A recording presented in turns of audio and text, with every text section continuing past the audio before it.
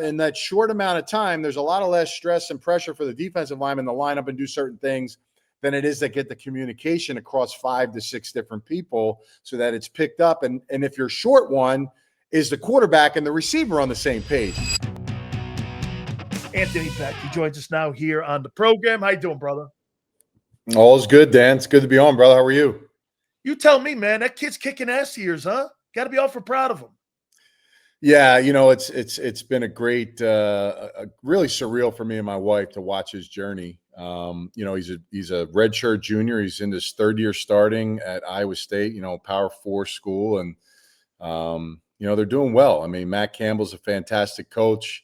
They're winning a lot of games, and they continue to win this year. And again, man, it's always the same adage. There's a lot of the big name, the blue blood schools, and they may not get the recognition they deserve or what they've done, but man, they show up every week. They know how to win, and they got a good leader at the quarterback position. So I'm just really proud of them, man. I love watching them. I'm a fan and a dad in the stands. That's all I can do, right, when he's playing. So it's been fun to watch. Isn't it wild? My kid is now playing professional rugby. My daughter plays pro rugby now, and I'm sitting in the stands, and all I watch is the clock, praying that the clock goes down so that she doesn't get hurt because she's out there playing. I'm watching this. My wife looks over at me, and she goes, "This must be wild for you, watching your kid play and watching the success that she's having playing professional." And I go, "It's so wild watching somebody excel." Is it? I mean, Anthony, you and me, man, I mean, all that stuff, man, we're all men now. You got to YouTube our stuff, right? So my kid now, she goes, "Yeah, my dad was good. Let's YouTube him." And I'm going like, okay, what is that? A kind of a backhanded slap, but isn't it great watching your kid though, man? Yeah, it's funny. I play the NFL, former 1st-round draft pick, played 12 years. I'm the head coach of St. Louis Battlehawks. I'm one of the voices for the Jets radio broadcast, but everybody calls me Rocco's dad. That's kind of what I am right now. I'm Dede's dad. That's what it is. I'm good with that, Dan. I had my moment. I'm fine. Like, I don't need anything. I'm about as selfless as you can be right now in my life. Like, I love it for my kid, and he's good, man. Like, you've obviously got to see him in person, and but he is, he's talented, man. And it's going to be fun to watch him as his career goes on. Absolutely. So you are part of the broadcast team for the Jets. You live in the Tampa area. You did a lot of work with the Buccaneers broadcast team. So I think you're perfect to hit on here then with this, because you saw that Bucs team this past weekend, and it's Bucs and Eagles this weekend. We're based in Philly here.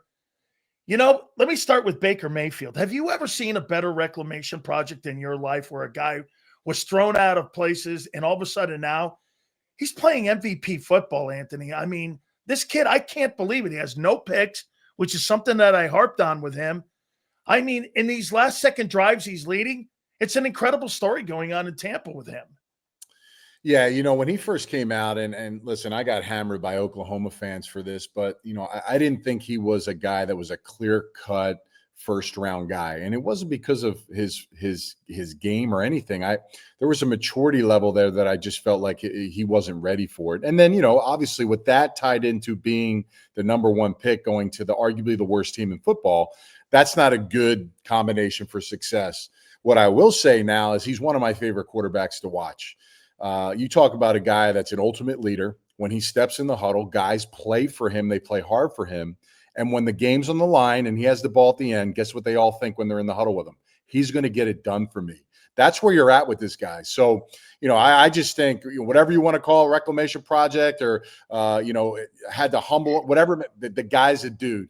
And, man, he made a couple plays, honestly, with his legs in that game as well that were really impressive. But, man, he's just such a competitor, man. Like, when you got guys that believe in you and want to go to war with you, like that changes your mentality. And they had 3 legit starting offensive linemen down. Like you would have thought going against the Jets, that would have been a problem. And it was. They had about 10 holding calls, but they overcame it. And he's a big reason why. What's your take on Jalen Hurts? I could talk to 10 people and there's 10 different views on Jalen Hurts. I mean, look at, a year ago, there was 2,900 yards and 18 touchdowns. And yet here he is. He's 19-1 over the last 20 ball games, which is insane.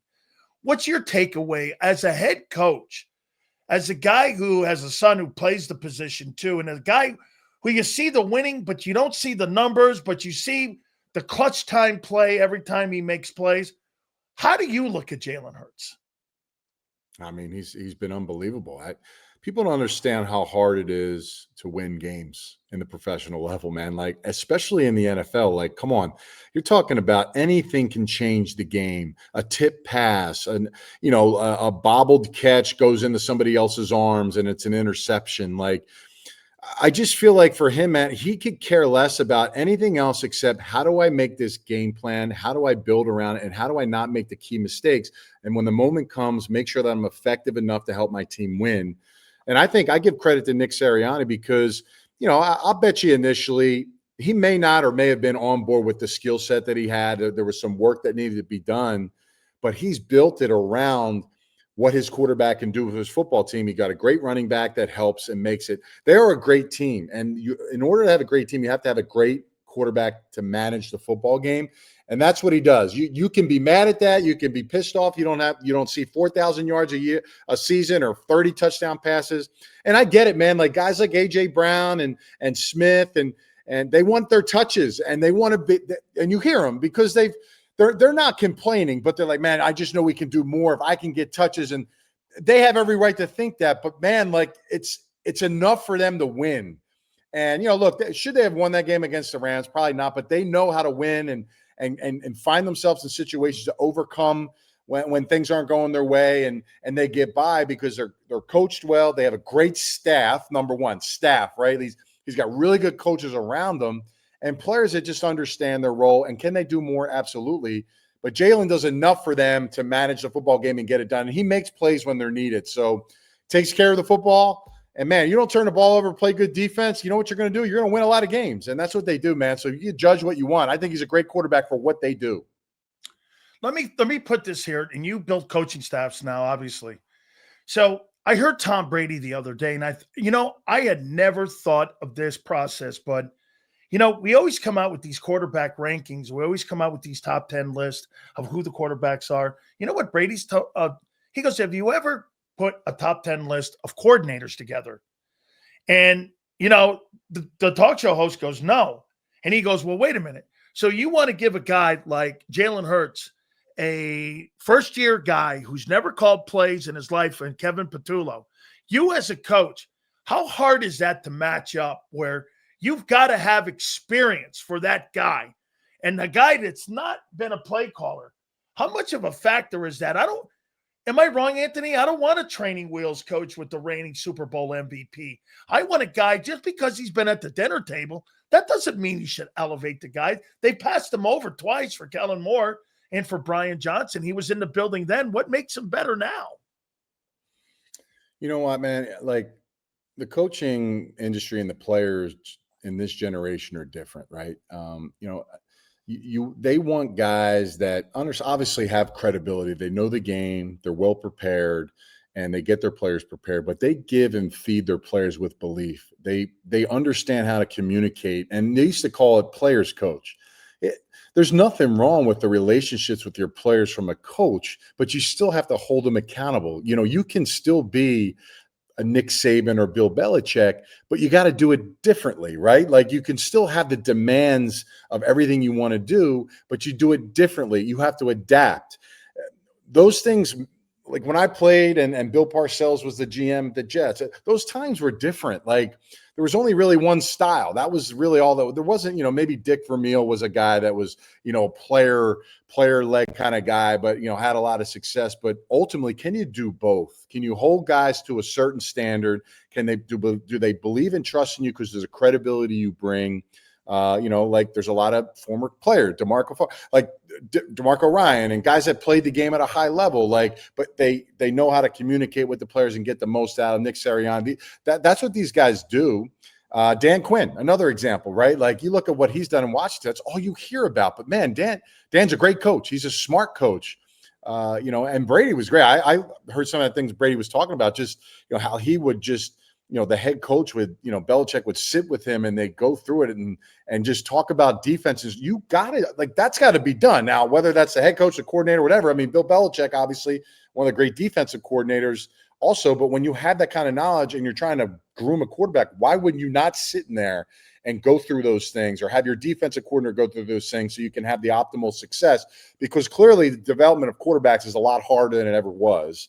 And from when guys come to college into the pros. So, man, you got to have a healthy mix of strong-minded coaches, but they understand the perspective and the relationship part of it so that they get guys to believe them. And if they do, they'll run through a wall for them. And that's where you get the success in a lot of these guys that have success in the league right now. How surprised have you been with the evolution of the tight end position? I'm friends with Mark Bavaro. Mark Bavaro goes like this: I don't recognize the position anymore. That's old man, get off my lawn, Anthony. You go out there, you're lucky if you get 5 targets a game. You're part of the offensive line. You're like the 6th offensive line guy. Now that's different. Every big-time contending team has a pass-catching tight end that can make plays. We saw it with Laporta last night. You've got Andrews in Baltimore as well. The Eagles have one in Dallas Goedert. But, have you been surprised with the evolution of that position? Because if you don't have a great tight end that can move the sticks, you can't just win Super Bowls, I don't think, any longer at the perimeter and on the numbers. You have to have a guy that threatens the middle of the field. I love Laporta, first off. And is he not spectacular, man? And to add to the conversation, I think he's a hell of a blocker. He did some things in the blocking side. He's a kind of a dying breed of a guy that can do everything at a really good level. So listen, man, the athleticism, the skill set, how they're being used in college, they're just matchup problems, right? Like linebackers, safeties, the height difference, the weight, but the speed and the weight now, that combination, you don't have 6'5", 4 linebackers that can run like these kind of guys do in their routes. But man, like, they're difference makers, and they're big targets. They're easy to get to. You don't have to hit them right in the perfect spot every time. They can contort their body and do things. You're right. It is a special position right now. And then you got your one-offs like Travis Kelce, guys that, maybe just traditionally are the pure pass-catching tight ends. But man, they're just, they're problems in the perimeter. They're problems in space. You put them out in the split in the slot. You split them all the way out and let them go one-on-one in the red zone. Like, it's fun to watch. And I think ultimately it's changed the way defenses have to play, because it takes away from, you can't just put speed guys out there anymore, right? That was like the new thing. Like, put some more. You need hybrid guys. You need bigger body guys, safeties that are hybrids, linebacker types, like, that have the athleticism to match up. But even there, it's still a disruption and a problem. So I love the way it's gone. You're right. There's a lot of really gifted tight ends. There's some out there that aren't getting the recognition they deserve, like Johnson and with the Saints. Like, these guys do different things and where they're just problems. And quarterbacks, if they're smart, they find them, because it only opens up for the receivers. Because now you can't bracket receivers as much anymore when you got that elite kind of big-bodied slot playing in the game. All right, what do you see Sunday? It's going to be hot. By the way, I'm going to say this is the stupidest coaching thing I've heard Nick Sirianni say, and this is this. Well, we're going to get down there to Tampa day before, get acclimated to the heat. And this just in, Sunshine, you don't get acclimated to the heat in one day. That ain't going to work, man. If you ain't got it figured out, you ain't in shape right now. It took me, Anthony, a year and a half when I got down to Miami, University of Miami, to play. I called my grandfather up. I swear, first week I was in Miami, I remember we're going through Jimmy's practices. I called my grandfather up. I go, I want to come home, man. There's no way I can get out of bed. He goes, you come home, you go in the Army. I was like, oh my God.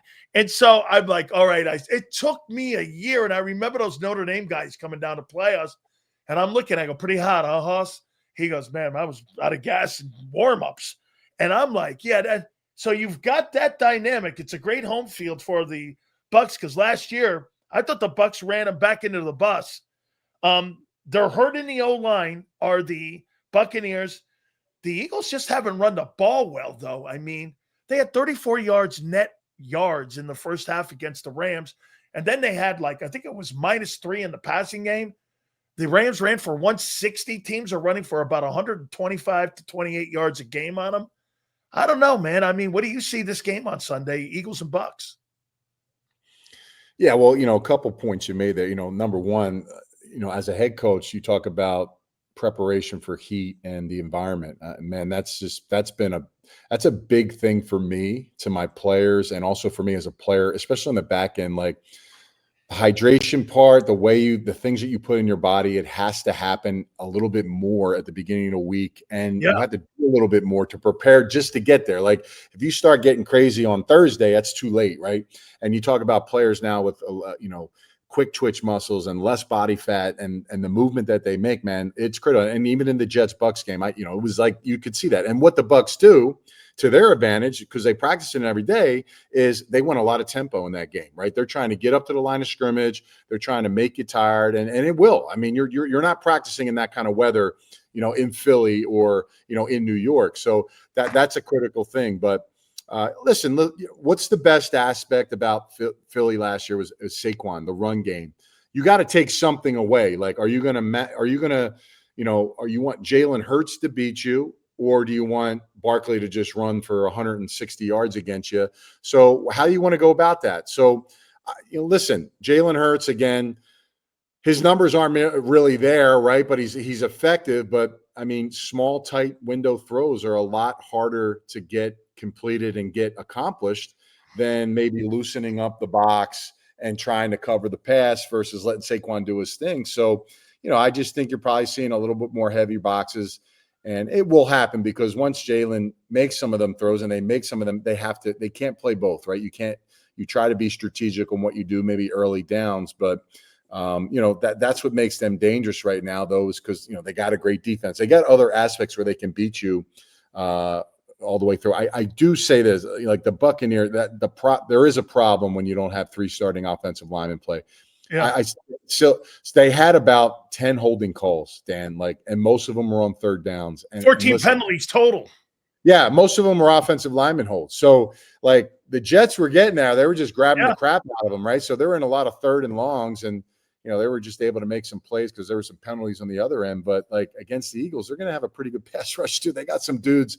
They're bad matchups, especially interior with the Eagles defensively. So, again, special quarterbacks like Baker, they find ways to get through it. But when you're talking about the Eagles, man, going against the Bucs, Todd Bowles is one of the best defensive coordinators in football as a head coach as well. And, he posed some problems with a lot of pressure to the backside of Tyrod Taylor. And they beaten them twice in a row, too, by the way. I mean, 2 games in a row they've beaten them. Yeah, they schemed them up really well, and they were able to get there. Now they gave up, and it was a great game at the end because the Jets were able to kind of put something together because they started going tempo and things of that nature, and they had a great special teams play. But look, that Mike Evans, he had a hamstring. He didn't come. I don't know, what's his status? If he's 2 to 3 weeks, play, he's out. He's out in the game. Yeah, so that's a problem because you kind of throw it to Mike and he makes a play, right? That's kind of his deal. So not having that's not great, but Baker's a competitor, so it's going to be a good game. You're right. They haven't had a lot of luck in Tampa, and look, Todd will have them ready to go. It should be a great matchup. I want to ask you a couple more questions here. As a coaching philosophy, what I'm seeing, what they're doing to the Eagles, and you tell me if this is becoming more of a trend because I looked it up. And blitzing is up more on first and second down than ever before in the league. If you've got a really great run game like the Eagles do, and you want to put a game plan together, Anthony, that you want to have Hurts beat you, do you flood the run lanes more with first and second down blitzes? Because that's a way for you to get into those gaps. Because I'm seeing a lot of teams to stop Barkley. They're not just putting a tight box in there. They're blitzing a lot more in the middle in there in those run lanes, and it's creating really very little space for them to be able to get him open and get him going like he did a year ago. So is that something that, Todd will do? Because, they bring a lot of pressure on him, and he gets home. Todd Bowles gets home against the Philadelphia Eagles. So is that something that you're probably going to see in this game too, flooding the lanes? Yeah, they didn't bring a lot of pressure on early downs. They're gonna sugar their backers up on the line of scrimmage a ton. What they do that makes it difficult. So when you pressure, the things that makes it difficult, because there's no new pressures out there, right? They've all been, someone's put them all on. But is a guy's hand down? Is a linebacker on the outside, and is he got his hand down? Do they shift guys over? So when you start changing what the position looks like that they play, that sometimes confuses linemen and backs. And then you get the safety involved. It's like, all right, we're going to push to this guy, but he's on the line with his hand down. Is he a defensive line? And look, you're going to draw those cards up. They showed a lot of it last week versus the Jets, but then they're going to reconfigure it differently, right? So again, in that short amount of time, there's a lot of less stress and pressure for the defensive lineman to line up and do certain things than it is to get the communication across 5 to 6 different people so that it's picked up. And if you're short one, is the quarterback and the receiver on the same page. And again, you're talking about 5-6 seconds to get that all down once you get up to the line of scrimmage, the play clock's where it's at. So again, those are the conundrums that Todd puts you in. And he showed a lot he didn't show the first 2 games versus the Jets. And again, but their mainstay is this: sugar the backers up. All right, they pull them out. 1 comes, 2 comes, 2 pull out. A safety comes. They drop Vita Vea one. I mean, like, that's what they do. So he trusts this guy. You got to have a lot of trust in your players to do that. Not all teams can get that done. Tampa can. So they're going to find a way to shake it up. And again, look, if you disrupt Hurts, disrupt him, clearly he can get out of the pocket and do things. And one thing I'd say on rundown blitzes is you got to be careful about is, again, for the defensive standpoint now, what their problem is if one guy's not in the gap properly or 2 guys get knocked into the same gap, you know who's going to find the opening? A guy like Saquon Barkley. And that's right, where you get gassed because the second level's not home to make those tackles. So average backs that maybe don't digest the fronts as well, it may be advantageous to do it. But with Saquon now, you better not have a guy get blocked or pushed into a certain gap and he's not supposed to be there, because Saquon's going to find it, and he's going to get through it, and he's going to gash you for big gains. Do you agree that when you go into a game plan and you're sitting down with your coaches, do you do this? I can't have Barkley beat me because I'd rather have Hurts in the passing game beat me. And here's why. You know this better than anything, Anthony. When you're getting run over, it's a white flag. There's nothing you can do. You got one hand tied behind your back. You're just getting smoked.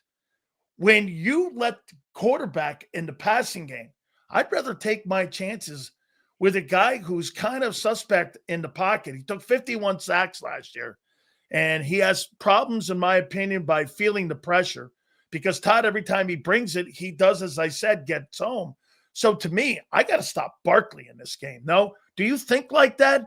Or do you think more generically where we need to make sure we don't let this guy get this amount of number? We got to make sure we go here. Is there one way you look at it that you want to take them and make them one-dimensional? You know, I think you got to be strategic with it. You know, I mean, they as much as you think like, hey, let Jalen Hurts beat you, they do have dudes out there that can make really good catches. A.J. Brown is insane. Yeah, like, you know, and it's like, and even if you get these one-on-one, like, even if Jalen throws it up, you know, it's very difficult to cover guys in this era. Like, there's a lot of flags. Like, I mean, you get handsy a little bit, they're going to call it. So, and AJ's very smart at what he does. So, you know, yeah, I mean, listen, I think you're strategic. You clearly, you know, if you're going to play the Eagles, you clearly want to take away what their dominant strength is, and it's running the football. You know, you don't want them winning on first down. And, you know, if you're the Eagles, you're thinking, all right, well, everybody thinks that and wants to do that. What's our counter, right? Like, how do we do it? And, you know, hey, is it quick pass game? Is it things that look, you know, aren't runs, but are similar to runs? Like, you know, how do you space out the box? How do you widen people out? Maybe you don't bring, you know, you don't use too tight. Maybe we get a guy extended. So how do you open up the box? And now, you know, there's a lot of RPOs with Jalen Hurts, right? He does a lot of that too, where he, you know, holds it in there, or he can go, or he holds it in there and the backer comes in and he throws it over their head for a slant or whatever route, you know, they're going to run. So, you know, those are the counters that you deal with the Bucs. I mean, you know, if you got your hots in place and you're prepared for certain things, man, like now the blitzes aren't great because, you know, there are some big plays to be made on blitzes too, right? Like, yeah, if you don't get home, we're assuming they'll get home because they get home a lot. But if you don't and you got a good plan, and those guys are smart in Philly, like they're going to have a plan, right? You can get gashed, right? So that's kind of the alternate perspective from it. But I think it's a great matchup. It's a chess game, man. And you got great players that are trying to implement the plan of chess. And hopefully one team's not playing checkers when they're getting chess moves, right? And that'll be the fun part about watching this game. What do you think of the tush push? Yeah. Listen, I think about player health, number one. Like, man, I don't know if I'm a center or guard, like, do I really want to like grind my face and neck into this thing? And I don't know. Like, I never hear any of those guys. I dear hit the new center, Cam. I forget his name. Cam He did Jurgens. this. Yeah, he's just like, man, like, it's ugh. I worry about, you got to dive in there. I will say this though, like misaligning, leaving early, even the defense kind of crossing, like they got to call that stuff, like because it is hard. Like, and look, every team can do the push. I don't know why teams don't do it. It's hard to practice, number one. I think the Saints do it because obviously Kellen Moore knows how to set up. But I talk to my coordinators all the time. Why aren't we doing the push? Like, why don't we have all these guys getting ready to squeeze and pinch in, get low, and just road grade them from the knee? Even if they jump over the pile, they're getting moved, right? Yeah, like getting moved. It's unstoppable. As long as it's legal, I'm cool with it. But I don't know why everybody doesn't do it. Like, I'm still yelling at my guys why we don't do it. We didn't do it last year. Maybe I got to put my hand down a little bit more. Like, running the traditional QB sneak is terrible. Like, it doesn't work. But that is freaking amazing. And it does look like a cheat code, but it's only a cheat code because nobody wants to, like, practice it, I guess. Like, I don't know, man. They got so much experience with it right now. It's easier for them to do. It's kind of hard for teams to just start figuring it out because they're not going to be able to show a look of it in practice because they don't want to get hurt. And they don't want to cut their own guys. So I don't know how the Eagles just did it through a process of repetitions every game, and it just worked out in their favor, and now it can't be stopped. Or I don't know, if a team starts doing it now, it's hard to practice it in season. Nobody wants to put pads on them and practice that play. Well, I'll tell you what, man. Can you imagine starting every series out, 1st and 9? I mean, you're starting every series out 1st and 9. I had Jackie Slater on, and I asked him what he thought. He goes, it's brilliant. He goes, my problem with it is, he's like, so you can't stop it. You have to legislate it out. And for me and you being football players, I mean, Anthony, I don't want to have any play legislated out because you can't stop it. I mean, especially me being a defensive guy, man, I don't like that, man. I mean, hey, so we can't stop it.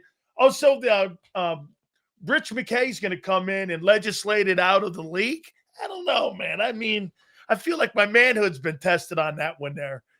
Yeah, they shouldn't get rid of it, but they definitely have to make sure it's ran properly because when you line up quick, you come out of the huddle and they want to do it fast. Like, guys sometimes aren't lined up properly, and that's a lot of pressure on the officials too. Like to look at that quickly and make that from a distance. So there's a serious advantage to doing it, but anybody can do it. Like, why aren't more teams doing it? That's the question. That's what everybody should be saying. It's not why let's stop the Eagles. Every team can have this same dominance at doing the same thing, but they choose not to for whatever reason, including me. So I don't know why. That'll be my first topic of discussion for short yardage for my staff this year for sure. Well, I want to tell you something who I had on today. So I had Rob Higgins on today. Love Rob, man. I had him on. Well, no, listen here. And I said, I brought your name up. Oh, okay. I said this. I go like this. I go, listen here, man. I go, Alex Golesh is not going to be your head coach at the end of the year. He goes, how do you know that? I go, trust me. He's not going to be. He's going to be either Ole Miss because Ole Miss is going to take Lane over to Florida, or something's going to happen. The coaching cycle. I go, I got a guy who lives in Tampa. You don't have to pay moving expenses. He lives right there for you. Well, then again, I think he's over in the Palm Harbor side, so you might have to get a moving van to move him over closer to the school. His name is Anthony Becht. He goes, I love Anthony Becht. And I go, listen, you see the job he's done? He goes, yeah. I said, listen here, man. So I threw your name out, and he goes, I'm a big St. Louis fan with the UFL. And I go, well, make sure you keep an eye on that. So I threw your name around there, but you better have a good year this year, man, because I think you're up and coming here, and I think you're going to land somewhere. I mean, listen, I know you love what you're doing, and you're all about where your feet are. So I'm 100%. Not dismissing the job you're doing right now, but I think college football coaching is something you want to get into, man. I do. Listen, without the UFL, nobody even knows about what I can do or my capabilities of doing as a coach. And I take it really seriously because, quite frankly, Dan, like there was hundreds of other applicants that had better resumes, more qualified than I was to be a head coach in the UFL. And they took a chance because I sold a vision, and I've lived up to that. Like I live it every day. I'm an ambassador for the league, number one. I do it all the time for that because it's important to me. but I've learned how to win. I've learned how to build rosters with less resources, with less staff. And I'm all in every day. Like I'm trying, I want to win a championship in that league. And maybe that's what I need or missing. But we've won. We've had the best record in the regular season last year. We won 73% of my games. And for me, I love college football. I'll coach anywhere, but I want to be a college head coach. And I love what I'm doing now. It allows me to see my son play and all these things in my life that are great. And I love, we got a new owner in the league, Mike Rapoli, who I'm excited and fired up about what he does. And I love Rob Higgins. And I'll tell you this, I saw Alex Skolish at the Bucs game, went up to him, shook his hand. Man, he's doing a freaking awesome job. I think he's a legit dude. And let's be honest, man, like, he's going to be, if he continues to trend where he's trending, it's going to be hard to turn down those things. And USF will try to keep him. But honestly, this is what these coaches, it's not too much personal. Resources. They have goals. But man, if that ever came up, I promise you this, it would be the only job I'd ever have because, that place is building a new stadium. I live here. I've been here for 20 years. How about let's not be a stepping stone school because USF is a great place to coach. Everybody wants to coach there. But man, it's a stepping stone place because if you win, guess what? You're not going anywhere. Rob Higgins is a guy that is Tampa. That's his lifeline, right? And all I hear him saying is like, man, he wants consistent leadership. He wants, and that's awesome. And that's what they need. And he's going to do awesome. But man, like you talk about, if you want to build something, you can find a guy that can stay there and want to be there and just continue to build with the environment and the fan base. And I know a lot of people in Tampa, that. I mean, I've been here for 20 years, man. Like it would be really cool. But man, Alex is awesome.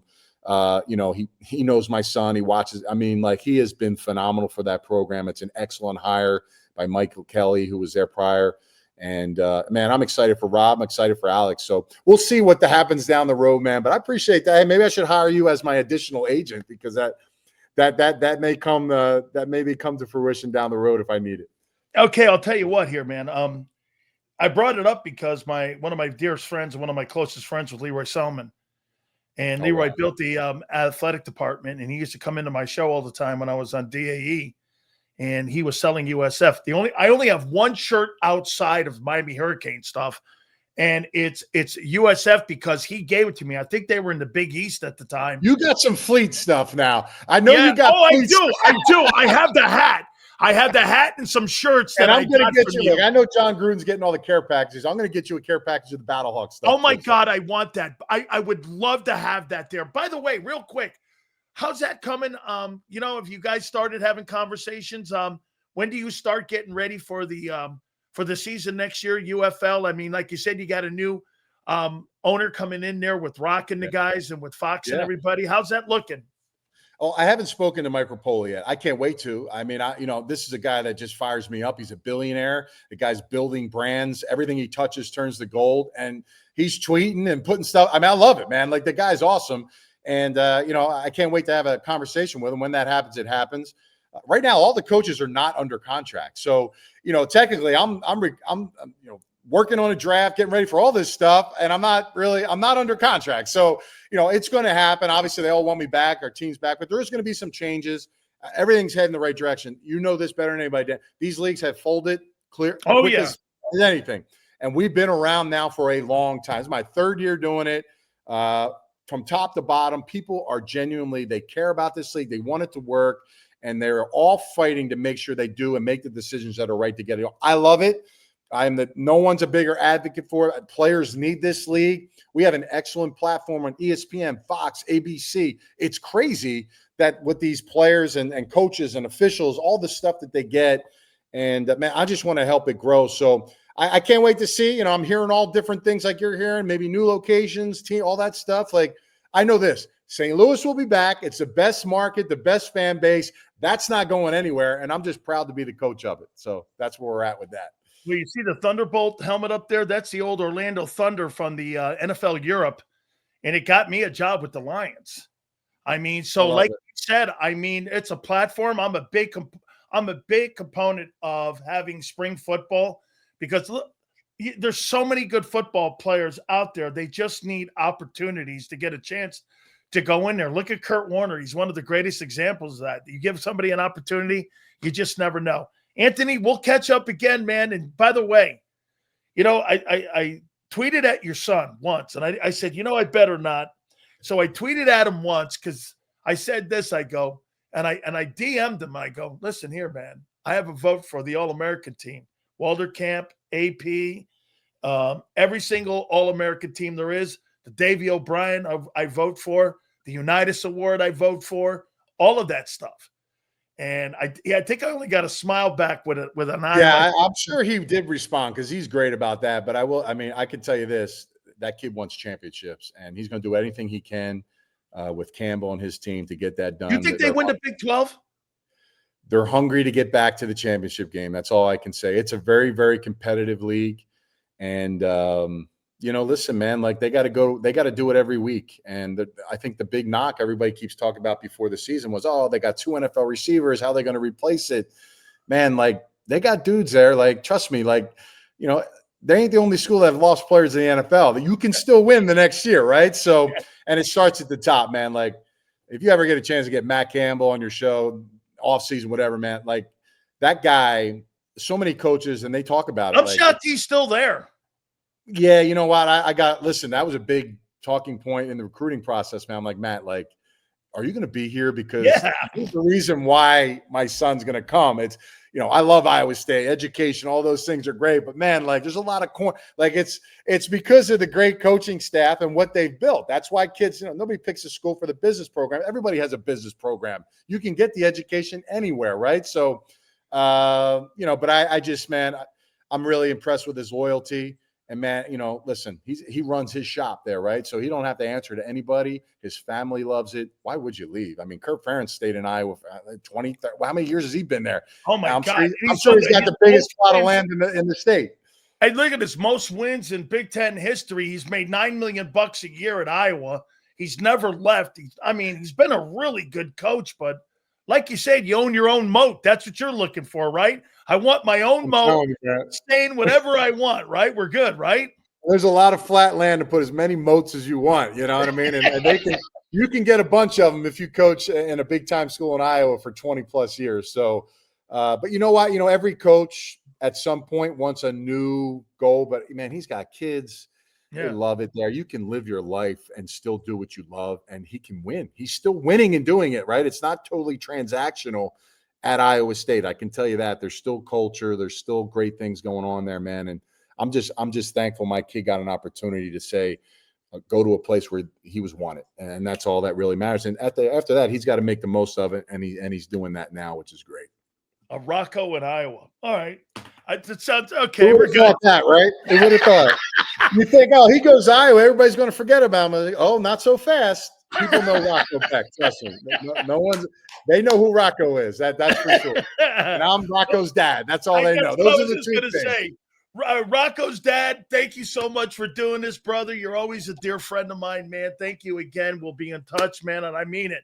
You're number one on my list if something goes down there at USF, and I think they even know that too. So, brother, thank you again. I appreciate it, man. All right, thanks, Dan. Thanks for having me on, man. Always a pleasure.